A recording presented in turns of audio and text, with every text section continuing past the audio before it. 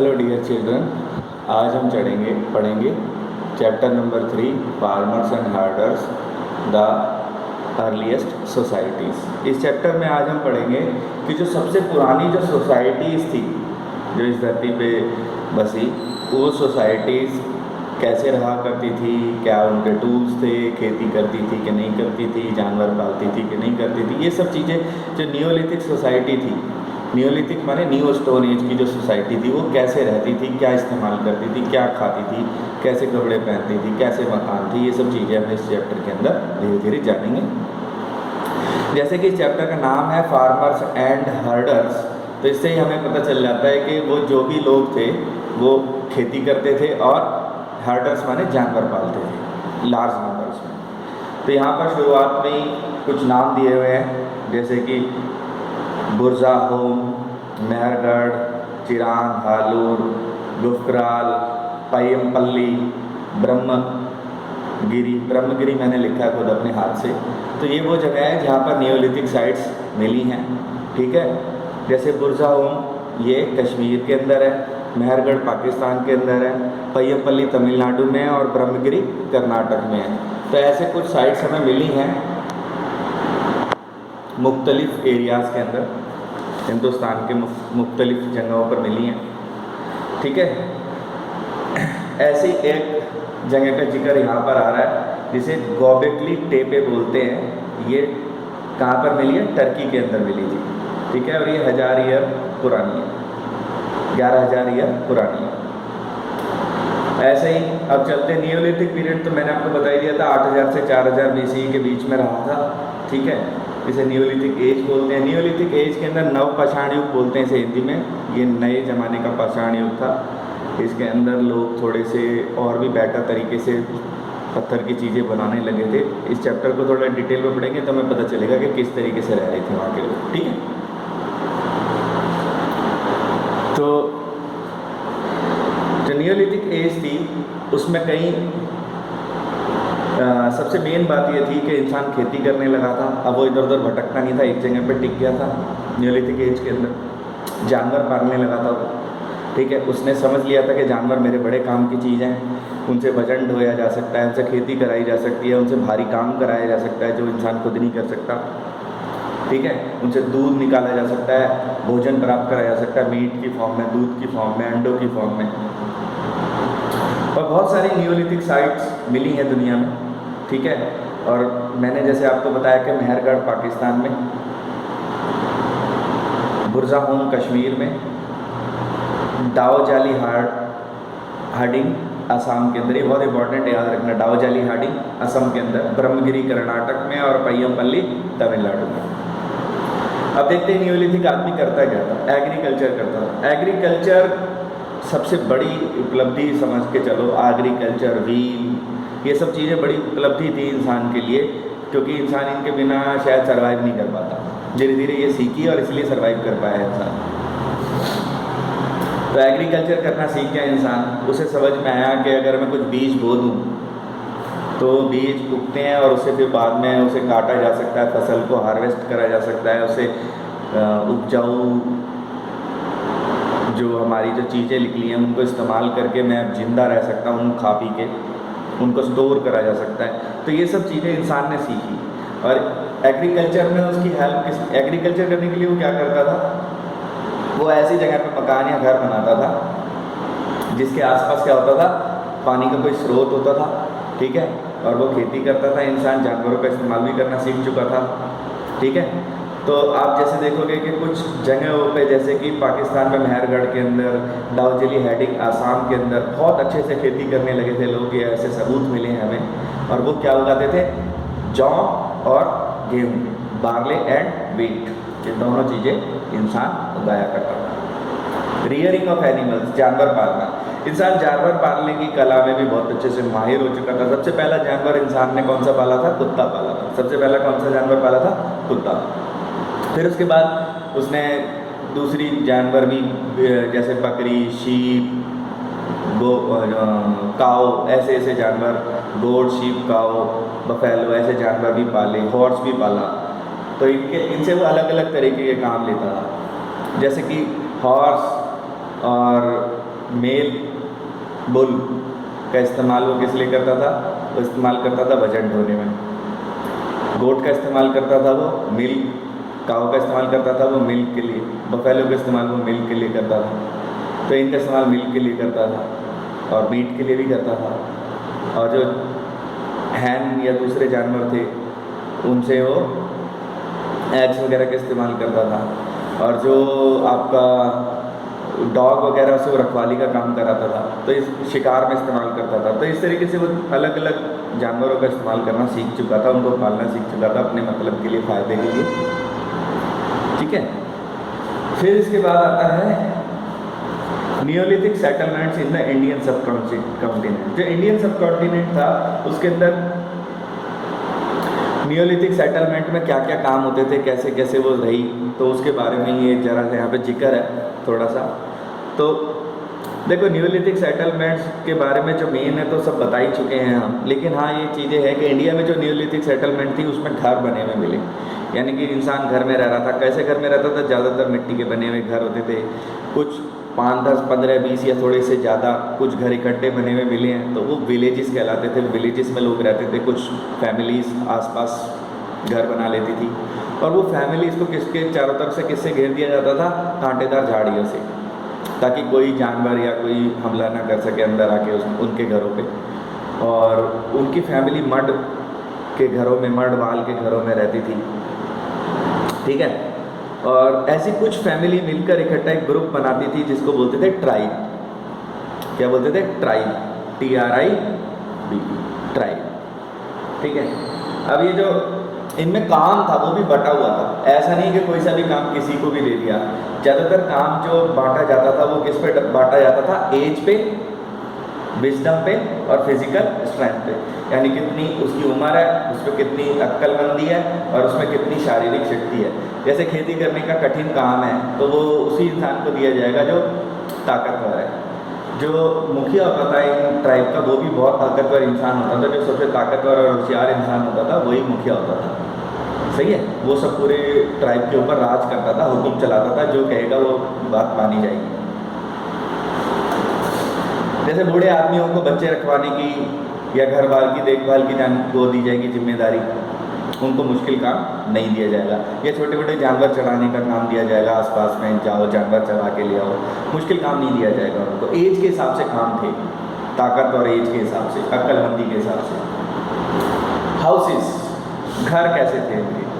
इन लोगों के घर जो बने हुए थे, जैसे मैंने अभी बताया कि वो किसके बने हुए थे? मिट्टी के, लकड़ी के, ऐसी चीज़ों के घर बने हुए थे। अलग अलग जगह पे अलग अलग तरीके से घर मिले हुए हैं, कई बार स्प्लिट ब्लॉक्स के भी घर मिले हैं, यानी कि जैसे अलग अलग, जैसे मेहरगढ़ है, वहाँ पर आपको मिलेंगे, मेहरगढ़ पाकिस्तान में अब, तो मेहरगढ़ में आपको कैसे मिलेंगे? रेक्टेंगुलर मड हाउसेस, जैसे आजकल के हमारे रेक्टेंगुलर मकान होते हैं जिनकी दीवारें सीधी सीधी होती हैं, ऐसे मड के मकान मिलेंगे, यानी झोंपड़ी जिसे कह सकते हैं। ठीक है। मड की ब्रिक्स से बनी हुई झोंपड़ी मेहरगढ़ में मिली है। ठीक है। और बहुत सारे कमरों के मकान भी मिले हैं, किसी किसी मकान में कई कई कमरे भी थे, और एक आधा कमरा तो सिर्फ अनाज को स्टोर करने के लिए था। तो यानी कि वो बहुत अच्छे से खेती करते थे और उसको स्टोर करते थे, गेहूं को, जो भी उनकी पैदावार होती थी, गेहूं, मक्का, बाजरा जो भी है, उसको स्टोर करते थे उस समय के लिए जब खेती नहीं हो पा रही है या बाद के लिए, और फिर उन दिनों में उसे खाते थे, जैसे इंसान आज भी करता है। अब हर मौसम में थोड़ी गेहूँ उगता है, जब गेहूँ उगता है तो उसे उगा लेता है, फिर उसको इकट्ठा करके रखता है और बाद तक खाता रहता है। अब एक मज़ेदार बात बताऊँ, हिंदुस्तान ने इतने दिन हो गए, इतने लोगों को खाना खिलाया है, हमारे हिंदुस्तान की इतनी आबादी है, ठीक है, 1/6 लोग इंडिया में रहते हैं, मान के चलो। तो हिंदुस्तान में इतना लोगों को फ्री में खाना खिलाया गया है जितना पूरे वर्ल्ड की पॉपुलेशन को 1 महीने तक फ्री में खिलाया जा सकता है। अब ये समझ के चलो आप, हिंदुस्तान कितना ताकतवर मुल्क है। ये तो हमारे देश के अंदर कुछ बेईमान बिजनेसमैन लोगों ने कर रखा है काम खराब, इस वजह से हो रहा है। ठीक है। और जैसे बुर्जा होम में कश्मीर के अंदर कुछ ऐसे गड्ढे के मकान मिले हैं। गड्ढे के मकान कैसे? मतलब गड्ढा खोदा हुआ जमीन के अंदर ही छोटा सा मकान टाइप अंदर अंडरग्राउंड में बनाया हुआ, उसमें लोग रह रहे हैं। और उसमें अंदर ही ओवन भी है, अंदर ही छोटी छोटी चीज़ें हैं, बाहर भी है, बाहर भी उनके अंदर राख वगैरह मिली है, उनके अंदर भी मिली है, बाहर भी मिली है, यानी कि वो आग का इस्तेमाल करना अच्छे से जानते थे। फिर देखते हैं टूल्स। टूल्स, ये लोग कैसे टूल्स इस्तेमाल करते थे? ये बढ़िया टूल्स इस्तेमाल करते थे। क्यों? क्योंकि इनके पास से कुल्हाड़ी मिली है, चीज़ल्स माने छैनी हथौड़ा जो होता है, इसमें छैनी होती है ना जो आगे इस्तेमाल करते हैं, हथौड़े से पीछे ठोकते हैं और छैनी का इस्तेमाल करते हैं, तो वो छैनी भी इनके यहाँ पास से मिली है, यानी कि ये बारीक काम भी करते थे। इनके पास से दराती मिली है, सिकल होती है, ऐसी शेप की होती है जिससे फसल काटी जाती है ऐसी, तो सिकल्स भी मिली है इनके पास। तो ये सब चीज़ें ये बताती हैं कि उनके पास अच्छे टूल्स थे, पैने टूल्स थे जिनसे खेती वगैरह का काम ये करते थे। बोन के बने हुए भी कुछ टूल्स मिले हैं, जैसे हारपून, नीडल्स, तो ये चीज़ें भी ये काफ़ी इस्तेमाल करते थे। पोट्री, पोट्री मतलब मिट्टी के बर्तन वगैरह बनाना, सीधी बात है, ये पोट्री लिखो। मिट्टी के बर्तन बनाने में भी भाई ऑब्वियस सी बात है, इतने सालों से लोग रहते आ रहे हैं, तो यार बर्तन वगैरह बनाएंगे, जब उन्हें स्टोर कर रहे हैं तो बर्तन भी चाहिए कहीं इधर से उधर ले जाने में, तो उन्होंने मिट्टी के अंदर पोट्री करने में बड़ी महारत हासिल करी। पोट्री वैसी है जैसे आज होती है, बस आज थोड़ी सी ज़्यादा मॉडर्न हो गई है। पहले ज़माने में सब कुछ काम हाथ से होता था। मिट्टी ली जाती थी, चिकनी मिट्टी, फिर उसे एक व्हील पे रख के उसे पॉटर्स व्हील पे घुमाया जाता था, फिर उस पर डिज़ाइन बनाया जाता है कुछ भी, और फिर उसे आग में तब पकाया जाता है जिससे वो पक्का हो जाए, फिर उसके अंदर उसको बर्तन की तरह इस्तेमाल कराया जाता है। पोट्री से ऑलमोस्ट हर तरीके का बर्तन बनाया जा सकता है, बड़ा छोटा। हाँ, इतने मजबूत नहीं होते, बहुत बड़ा बर्तन भी नहीं बनाया जा सकता, लेकिन काफ़ी मजबूत होते हैं, काफ़ी बर्तन बनाए, अच्छे बर्तन बनाए जाए, अच्छे से पका हुआ हो तो काफ़ी अच्छे काम करते हैं। फिर आता है invention of Excel. Invention of Excel क्या है, ये जरा इसको समझ के चलते हैं। इंसान की ज़िंदगी के अंदर एक बहुत बड़ा पड़ाव था जब उसने एक्सेल का इस्तेमाल करा। एक्सेल को बोलते हैं धुरी। धुरी से क्या हुआ, दो पहिए होते हैं और दो पहियों के बीच में जो शाफ्ट होती है जिससे वो दोनों पहिए जुड़े होते हैं, कि दो पहिए हैं तो बीच में एक शाफ्ट होती है जिससे वो जुड़े होते हैं, ये शाफ्ट घूमती है तो पहिए भी साथ में घूमते हैं। जब भी आप गाड़ी बनाते हो तो ऐसे ही बनाते हो, दो साइड पहिए लगाते हो, बीच में एक स्टिक होती है, दोनों पहियों में जुड़ी हुई होती है, वो जो स्टिक होती है उसको एक्सेल बोलते हैं। उससे क्या होता है, वो दोनों पहिए के जो घूमने का मोशन है उसका इस्तेमाल करा जा सकता है। और ये जो एक्सेल है इसके इस्तेमाल करके सिर्फ गाड़ियाँ ही नहीं बनाई गई चलने के लिए, बुलक कार्ट वगैरह, इसका इस्तेमाल करके और दूसरी चीज़ें भी बनाई गई। ठीक है, जैसे कॉटन निकालने के लिए जो छोटी मोटी मशीनें थी, या दूसरे काम करने के लिए मशीनें थी, या क्ले के पॉट्स बनाने के लिए पॉटर्स व्हील था, वो भी सब यहीं से पता चला, यहीं से बना। ठीक है, एक्सेल के इन्वेंशन के बाद। डिस्पोजल ऑफ द डेड, वो लोग अपने मरे हुए को कैसे ठिकाने लगाते थे। डिस्पोज करने का मतलब यही होता है वैसे तो, वैसे वर्ड जो गलत है, डिस्पोज नहीं लिखना चाहिए इतनी बदतमीजी के साथ। डिस्पोज नहीं कहते, इसको बोलना चाहिए थे रिचुअल फॉर द डेड, ये वर्ड होना चाहिए था। डिस्पोज करना मतलब होता है ठिकाने लगाना, तो ये वर्ड ही गलत है, लेकिन क्योंकि बहुत पुराने समय की बात हो रही है तो इन्होंने इस्तेमाल कर दिया। ये लोग अपने मरे हुए लोगों को कैसे ठिकाने लगाते थे, ये ऐसे करते थे, जमीन में गड्ढा खोद के उसे दबा देते थे, बरियल ग्राउंड बोलते थे उसको। क्या बोलते थे? Burial ground. और कई बार जो बरियल ग्राउंड्स की खुदाई करी है तो उसमें इंसान की हड्डियों के साथ साथ किसी जानवर की हड्डी भी मिली है जो पालतू जानवर था, तो वो लोग एक काम करा करते थे, मरे हुए जानवर किसी जानवर को भी साथ में दबा देते थे, और जहाँ पर दबाते थे वहाँ पर ना एक छोटा सा ना पत्थर भी लगा देते थे। छोटा सा क्या, कई बार बड़ा भी होता था, कई बार छोटा भी होता था, उनको मेगालिथ्स बोलते हैं। क्या बोलते हैं? मेगालिथ्स। फिर रिलीजन की बात करी जाती है। जो नियोलिथिक लोग थे ये भी रिलीजन में विश्वास करते थे, ऐसा मानना है, और ये लोग नेचर के बहुत करीब होने की वजह से नेचर की ही पूजा करते थे किसी न किसी फॉर्म में, और इन्होंने नेचर को माता का रूप दे रखा था। ये जो मूर्ति मिली है ये मदर गॉडेस की है, ये एग्जैक्ट नहीं बताइए नेचर की है, ये किसी न किसी माता की मूर्ति है जिसकी ये पूजा करा करते थे उस जमाने में। ऑर्नामेंट्स,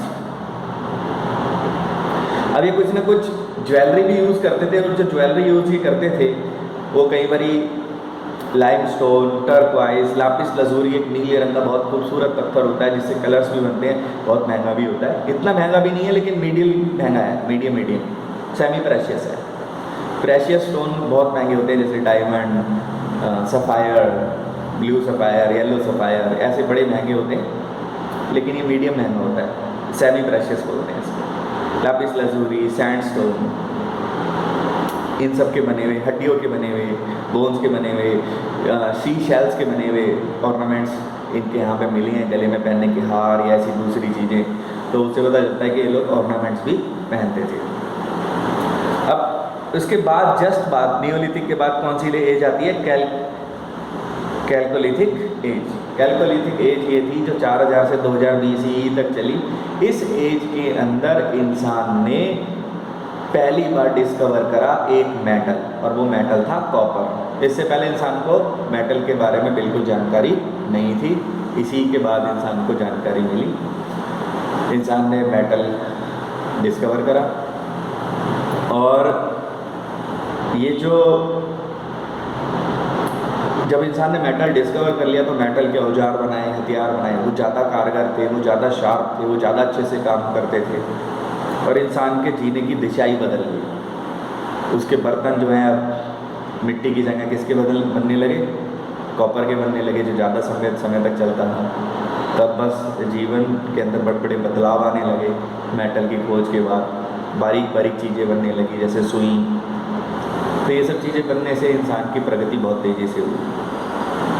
ठीक है, तो ये आज हमारा चैप्टर ख़त्म होता है। इसके अलावा यहाँ पर केस स्टडीज़ है कि मेहरगढ़ में कैसे थे, ये सब मेन बातें यही हैं। यहाँ पे कुछ फोटोज़ वगैरह नहीं है, आप पहले पढ़ चुके हैं, कुछ नई चीज़ नहीं लिखी हुई है, आप इसको स्टडी कर सकते हैं। तो यहाँ पे हमारा एक चैप्टर ख़त्म हो जाता है। आज के लिए इतना ही।